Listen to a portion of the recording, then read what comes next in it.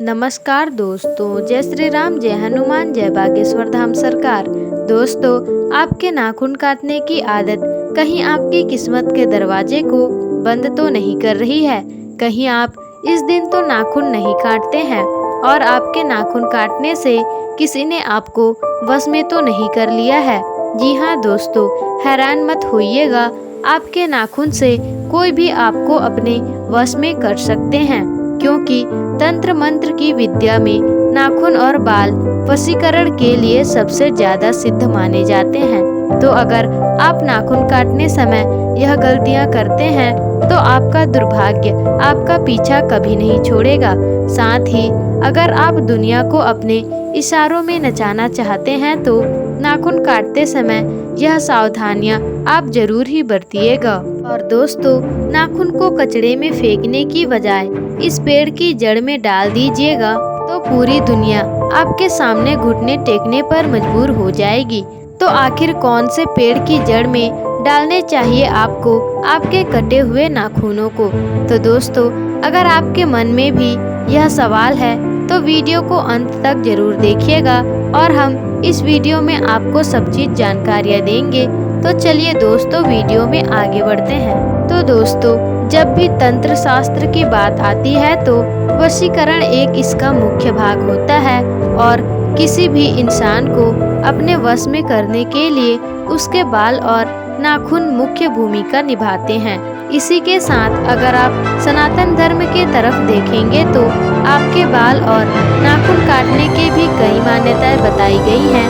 कई लोगों की आदत होती है कि वो हमेशा अपने छुट्टी वाले दिन ही अपने नाखून काटने का सोचते हैं और नाखून काटने के बाद हम उसे कचड़े में यूं ही फेंक देते हैं। दोस्तों, हमने अक्सर अपने बड़े बुजुर्गों से यह कहते हुए सुना होगा कि इस दिन नाखून नहीं काटना चाहिए वरना आपको परेशानियों का सामना करना पड़ेगा।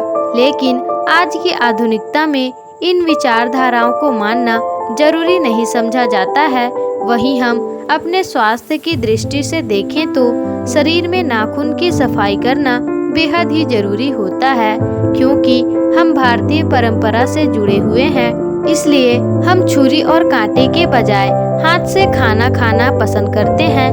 इसलिए नाखून को साफ रखना हमें बचपन से ही सिखाया जाता है, ताकि हमारे नाखून में लगी हुई गंदगी हमारे पेट के अंदर ना चली जाए और हम बीमार ना पड़े।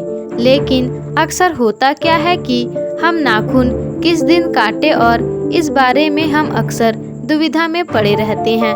तो सबसे पहले यह जान लेते हैं कि किस दिन नाखून काटने से क्या फल मिलता है। तो दोस्तों, एक सप्ताह में 7 दिन होते हैं। इसमें से अगर हम सोमवार को अपना नाखून काटते हैं तो सोमवार को मन का कारक मानते हैं और हमारे मन का संबंध हमारे शरीर से होता है। अगर हमारा मन पवित्र रहेगा तो हमारा शरीर भी स्वस्थ रहेगा। तो अगर आप सोमवार को अपना नाखून काटते हैं तो हमें अपने तमोगुण से और राक्षसी बुद्धि से छुटकारा मिलता है। इसी के साथ दोस्तों, मंगलवार का दिन हनुमान जी का दिन माना जाता है और यह खड़ा दिन भी होता है। इसलिए हमारे घर के बुजुर्ग मंगलवार के दिन नाखून काटने से मना करते हैं।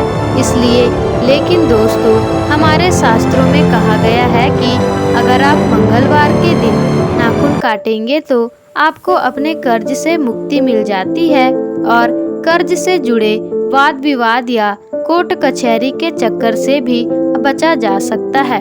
साथ ही अगर आप बुधवार को अपना नाखून काटते हैं तो आपको धन लाभ होने की संभावना कई गुना बढ़ जाते हैं।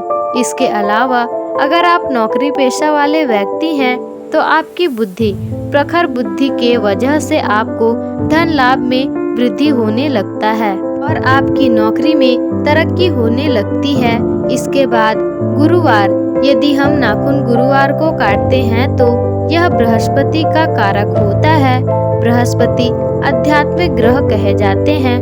तो अगर आप बृहस्पतिवार को नाखून काटते हैं तो आपको अध्यात्म की प्राप्ति होगी और ईश्वर की तरफ अपना मन एकाग्र कर पाते हैं। साथ ही दोस्तों, शुक्रवार को नाखून काटने से आपके जीवन में प्रेम और कला का अनोखा संगम देखने को मिलता है। अगर आपके करीबी दोस्त या रिश्तेदार आपसे दूर रहते हैं तो अगर आप शुक्रवार को अपना नाखून काटते हैं तो इससे उनके मिलने की संभावना बढ़ जाती है। इसी के साथ ही शनिवार का दिन शनिदेव को समर्पित किया जाता है।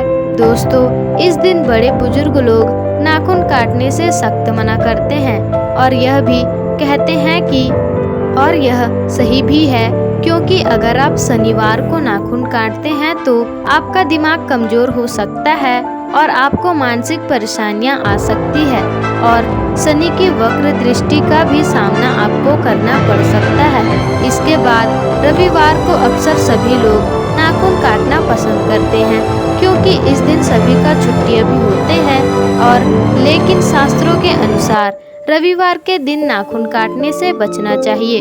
उस दिन बिल्कुल भी नाखून नहीं काटना चाहिए, क्योंकि अगर आप रविवार को नाखून काटते हैं तो आपके जीवन में बेफिजूल की बाधाएं उत्पन्न होती है और आपके बनते हुए काम भी बिगड़ जाते हैं, साथ ही आपका समय भी बर्बाद होने लगता है। तो दोस्तों, ये तो था वो दिन जिसमें आपको बताया गया कि आपको कब नाखून काटना चाहिए और कब नहीं काटना चाहिए। इसी के साथ दोस्तों, यह भी ध्यान दीजिए कि अगर नाखून काटने के बाद उन्हें यहाँ वहाँ ऐसे ही फेंक देते हैं तो या फिर कचड़े में फेंक देते हैं तो इससे आपको क्या प्रमुख प्रभाव देखने को मिल सकते हैं। तो दोस्तों, कचड़े में गंदगी और कूड़ा करकट और नकारात्मक ऊर्जाएं रहती हैं। अगर आप अपने नाखूनों को कचड़े में फेंकते हैं तो आपके जीवन में भी वही सब होने लगता है, क्योंकि आपके नाखून आपके शरीर से जुड़े हुए होते हैं और अगर ये किसी तांत्रिक के हाथों में लग जाते हैं तो आपको तंत्र विद्याओं का प्रकोप का सामना भी करना पड़ सकता है। इसलिए दोस्तों, गलती से भी अपने नाखूनों को यहाँ वहाँ फेंकने की गलती ना करें। गुरुजी ने कहा है कि जो भी औरतें अपना नाखून काटने के बाद उन्हें डस्टबिन या फिर कचड़े में फेंक देती हैं या ऐसे ही बिखरे पड़े रहने देती हैं तो इससे उनके जीवन में वैसी ही बाधाएं देखने को मिलती है जैसे कचड़े में कोई भी उपयोगी वस्तु नहीं होती है, सिर्फ और सिर्फ गंदगी और बदबू ही रहती है। उसी तरह उनकी जिंदगी में भी सब कुछ खराब होने लगता है और वैसे भी स्त्रियां तो तंत्र विद्याओं के प्रभाव में बहुत जल्द पड़ जाती हैं। उनके ऊपर यह प्रभाव बहुत जल्द असर दिखाई देता है। इसलिए दोस्तों, हमेशा हमारे घर के बड़े बुजुर्ग स्त्रियों को उनके नाखून और बाल को सावधानी से फेंकने की सलाह देते हैं। शास्त्रों में कहा गया है कि नाखूनों को काटने के बाद आपको हमेशा उन्हें जला देना चाहिए या फिर किसी भी पेड़ के जड़ में डाल देना चाहिए। अगर आप शुक्रवार के दिन अपने नाखून काटिए और शनिवार के दिन उन्हें कपूर और लौंग के साथ जला दीजिए। जब उनकी राख बन जाए तो इन्हें आप अपने घर में किसी भी पेड़ या गमले में डाल सकते हैं। ऐसा करने से आपको आपके जीवन की समस्त बाधाओं से मुक्ति तो मिलेगी ही, साथ ही किसी भी नकारात्मक ऊर्जा का सामना भी नहीं करना पड़ेगा। दोस्तों, इसके अलावा गुरुजी ने नाखूनों को बरगद के पेड़ की जड़ में डालने की सलाह भी दी है। बरगद के पेड़ को सीता माता का वरदान भी प्राप्त है और बरगद का पेड़ इकलौता ऐसा पेड़ है जो सबसे तेजी से और मजबूती से बड़ा होता है और लंबे समय तक जीवित रहता है। तो दोस्तों, अगर आप अपने नाखूनों को काटने के बाद बरगद के पेड़ की जड़ में डाल देते हैं तो इससे आपको बरगद के पेड़ जैसे ही फल देखने को मिलेंगे।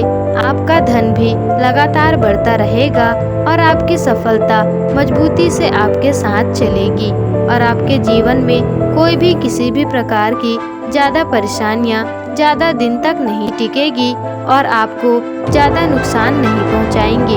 इसी के साथ सूरज ढलने के पहले ही आपको नाखूनों को काट लेना चाहिए और सूरज ढलने के बाद आपको नाखूनों को बरगद के पेड़ के नीचे जड़ में दबा देना चाहिए और अपने जीवन में सकारात्मक प्रभाव आप देख सकते हैं। इसी के साथ आप अपने नाखूनों को तुलसी या अपने घर के किसी भी पौधे में डाल सकते हैं तो ये भी आपको सकारात्मक प्रभाव देंगे। दोस्तों, आप यह ध्यान दीजिएगा कि कभी भी नाखूनों को कचड़े में या फिर गंदी जगह या नाली में नहीं फेंकना चाहिए। इसे यहाँ पर फेंकने की गलती आप ना करें, वरना आपको आपके जीवन में घोर परेशानियों का सामना करना पड़ सकता है। इसलिए जब आप अगली बार अपने नाखूनों को काटें तो दिन और विशेष ध्यान रखें, दिनों का विशेष ध्यान रखें और नाखूनों को काटने के बाद उन्हें समेट कर रख लें और बाहर जाते समय किसी भी बरगद के पेड़ के जड़ में दबा दें। अगर आपको बरगद के पेड़ की जड़ नहीं मिलती है तो आप इसे स्वयं घर के गमले में भी दबा सकते हैं। साथ ही आप इसे लौंग व कपूर के साथ जला भी सकते हैं। इससे आपको कोई भी नकारात्मक प्रभाव देखने को नहीं मिलेगा। आशा है दोस्तों आपको हमारी दी गई जानकारी समझ में आ गई होगी।